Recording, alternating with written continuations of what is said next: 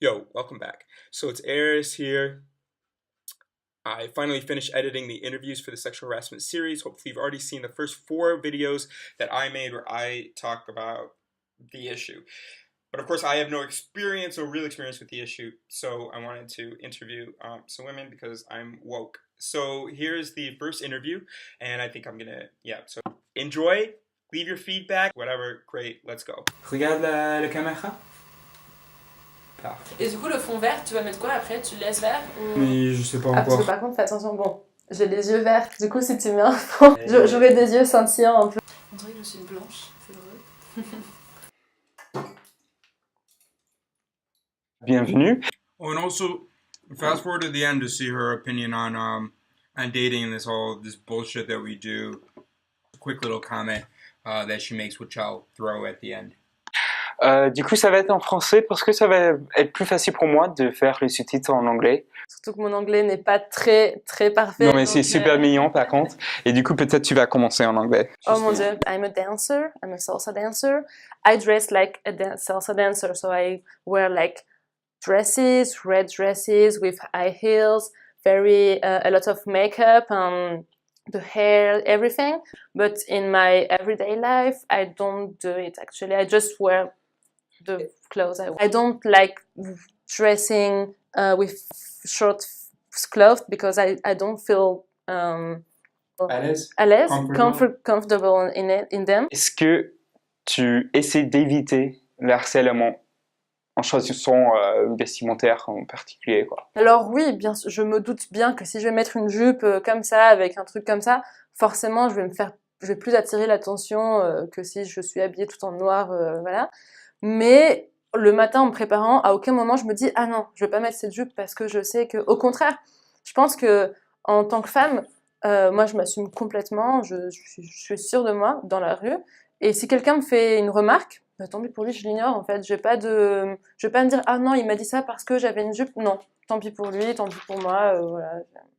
Ça te dérange pas trop, enfin pas autant que ça, d'être D'attirer. Voilà, exactement. Alors, il faut savoir une chose déjà. Pour moi, le harcèlement, c'est quand quelqu'un vient te voir à répétition, donc c'est-à-dire de manière intensive et continuelle, pour te faire des compliments ou te dire des choses un peu plus sales.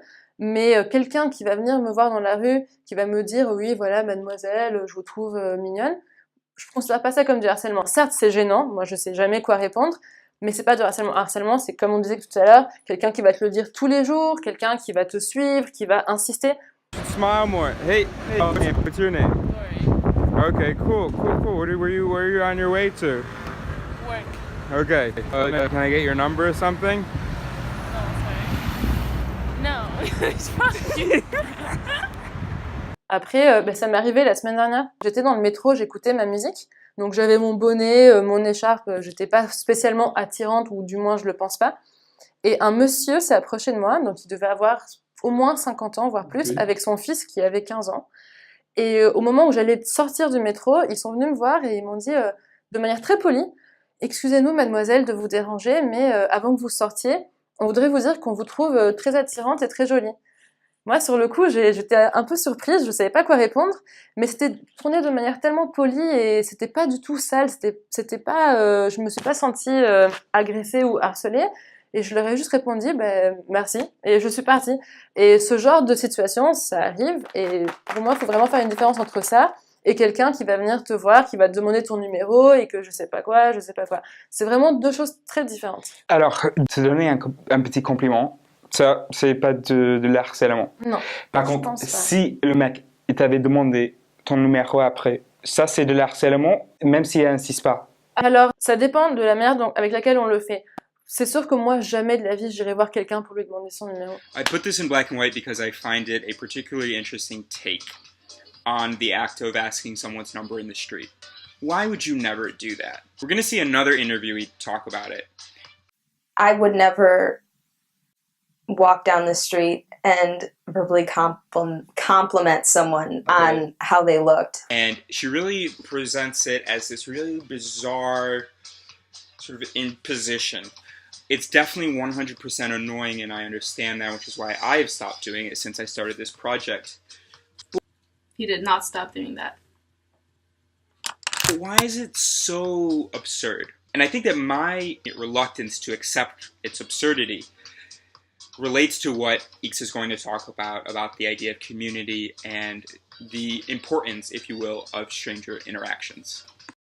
En revanche, je pense que c'est une façon de parler. C'est-à-dire que y a des gens, des hommes, on va dire, dans le cadre du harcèlement envers les femmes, qui vont s'imposer. C'est-à-dire qu'ils viennent, ils se sentent supérieurs en tant qu'être humain par rapport à un autre être humain, parce que finalement, c'est deux êtres humains qui interagissent. Et par cette supériorité, ils vont imposer un peu leur façon de se tenir. Ils vont se mettre comme ça, contre le mur. Ils vont un peu se tenir face à la femme.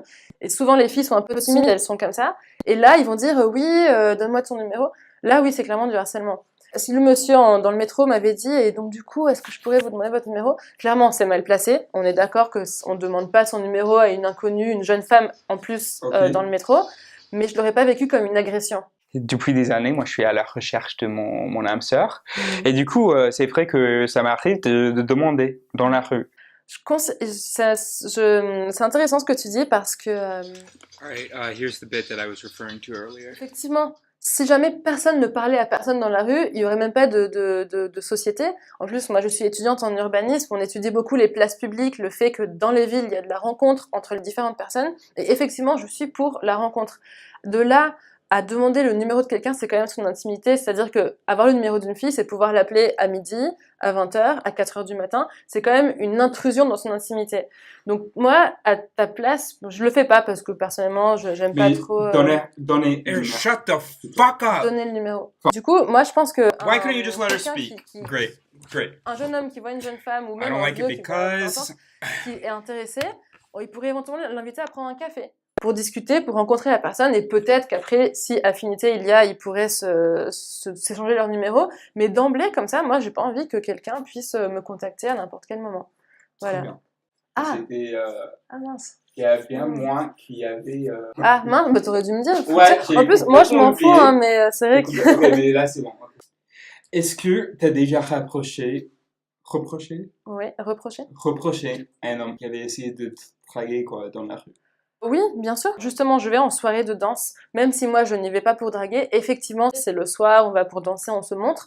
Donc là, que quelqu'un s'approche de moi pour me draguer, en soi, je m'y attends puisque voilà. En revanche, quand il est dimanche à 8h du matin, que je vais acheter mon pain dans la rue, que je suis en pyjama, c'est vraiment fatigant parce que j'ai pas que ça à faire et j'ai pas forcément mentalement la préparation à me dire « Ah, c'est vrai qu'il faut que je pense aussi à répondre aux éventuels intrus qui vont venir me voir. » Et justement, ça m'est arrivé encore la semaine dernière. Alright, so I've done my very best to record these different scenarios, these different stories that these women are recounting. It is not easy to find guys who are willing to pretend to be sexual harassers, even for a video against sexual harassment. So for this particular story, it was not possible. So here's what we're going to do instead. I am going to act all of the roles, and I'm just going to do their facial expressions. And then you are going to imagine the rest. All right, let's go. J'avais eu une journée très difficile sous la pluie. Et le soir, j'étais foncièrement fatiguée. J'avais pris les transports. C'était très compliqué. Et en arrivant en bas de chez moi, un peu plus loin que chez moi, des hommes ont commencé à me parler et à me dire « Viens avec nous, viens, on va faire une soirée. » Et d'habitude, moi, quand on me parle comme ça, je dis « Non, ça m'intéresse pas » et je m'en vais. Mais ce soir-là, j'étais tellement fatiguée, j'avais plus de force que j'avais pas la force de répondre et d'être vive d'esprit. Et je leur ai juste dit, les gars, s'il vous plaît, je suis fatiguée, laissez-moi, je veux juste rentrer, dormir. So this is something that I wouldn't have otherwise appreciated about street interactions, and this is something that I find particularly interesting. When you approach someone in the street, you are giving them a task.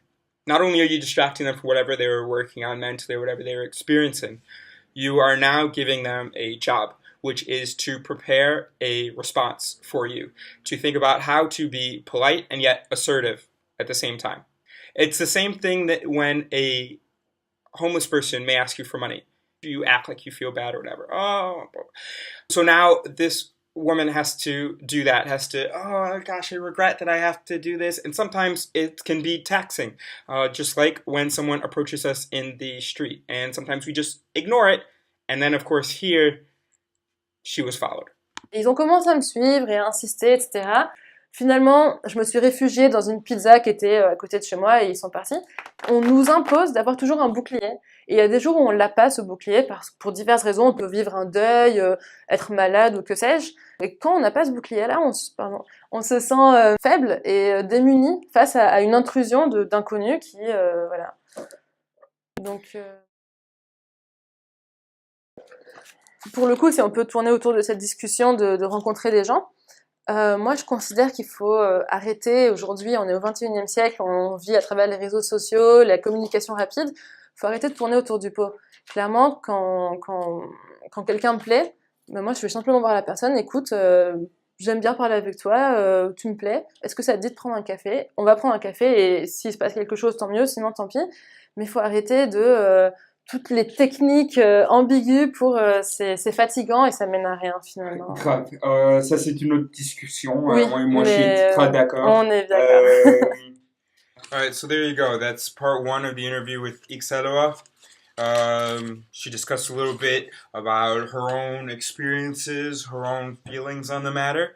And now take a look right here at part two, where she talks about men's perspective and maybe what we can even do about it. Also subscribe here for the interesting things that we're going to do and that we've already done. All right, peace.